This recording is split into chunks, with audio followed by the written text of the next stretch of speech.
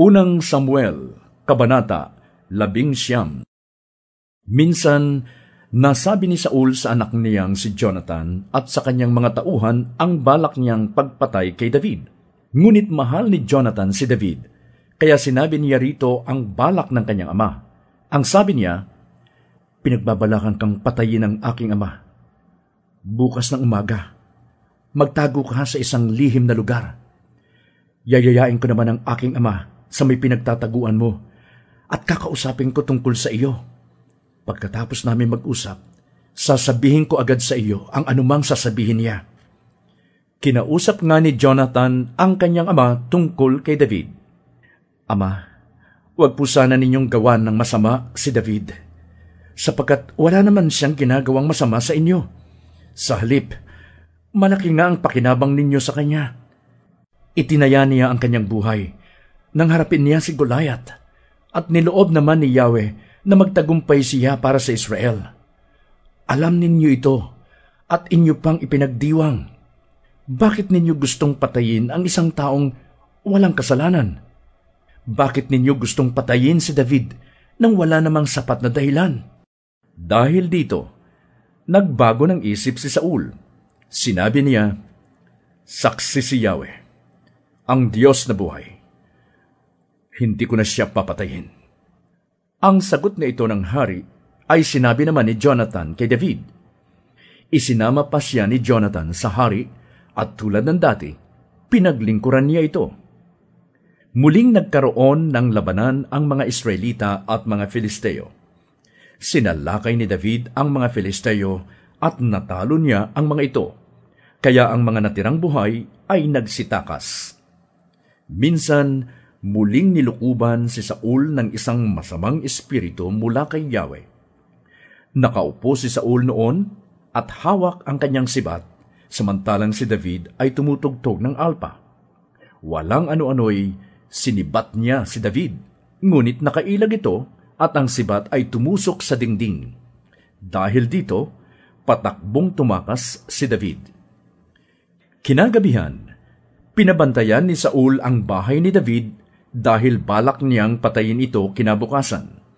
Kaya't sinabi ni Mikal, "David, tumakas ka ngayong gabi. Kung hindi, papatayin ka nila bukas." At pinaraan niya ito sa bintana para makatakas. Pagkatapos, kinuha ni Mikal ang isang rebultong nasa bahay at siyang inihiga sa kanilang higaan. Ang ulo nito'y binalutan niya ng balahibo ng kambing, saka kinumutan. Nang dumating ang mga inutusan ni Saul upang kunin si David, sinabi ni Mikal, "May sakit siya." Pinabalik ni Saul ang kanyang mga sugo at pinagbilinan ng ganito, "Buhatin ninyo, pati higaan niya, at akong papatay sa kanya." Nagbalik nga ang mga sugo ni Saul, ngunit ang nakita nila sa higaan ay ang ribultong may buhok na balahibo ng kambing. Tinawag ni Saul si Mikal. "Bakit mo ako nilinlang? Bakit mo pinatakas ang aking kaaway?" Sumagot si Mikal, "Papatayin niya ako kung hindi ko siya pinabayaang tumakas." Tumakas nga si David at nagpunta kay Samuel sa Rama. Sinabi niya rito ang lahat ng ginawa sa kanya ni Saul. Sumama siyang umuwi kay Samuel sa Nayot at doon nanirahan. May nagsabi kay Saul, "Si David ay nasa Nayot sa Rama."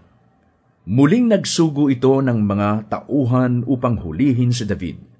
Ngunit nang makita ng mga sugo ni Saul ang mga propetang nagsisigawan at nagsasayawan sa pangunguna ni Samuel, nilukuban din sila ng Espiritu ng Diyos at sila'y nagsipagsigawan at nagsipagsayawan na tulad din ng mga propeta. Nang mabalitaan ito ni Saul, nagsugo siya ng isa pang pangkat, ngunit natulad rin ito sa una. Nang magsugo naman siya ng pangatlong pangkat, ganoon din ang nangyari. Nang magkagayon, siya na mismo ang nagpunta sa Rama. Pagdating niya sa may malaking balon sa Seku, ipinagtanong niya kung saan makikita sina Samuel at David. Sinabi ng napagtanungan na sila'y nasa nayot ng Rama. Kaya't nagpunta siya sa Rama. Subalit habang siya ay naglalakbay papuntang nayot, nilukuban siya ng Espiritu ng Diyos. At siya'y nagsasayaw at nagsisigaw na tulad ng propeta hanggang sa makarating ng nayot. Pagdating doon, hinubad niya ang kanyang kasuotan, nagsisigaw at nagsasayaw sa harapan ni Samuel. Dahil dito, nagsimula ang kasabihang, "Propeta na rin ba si Saul?"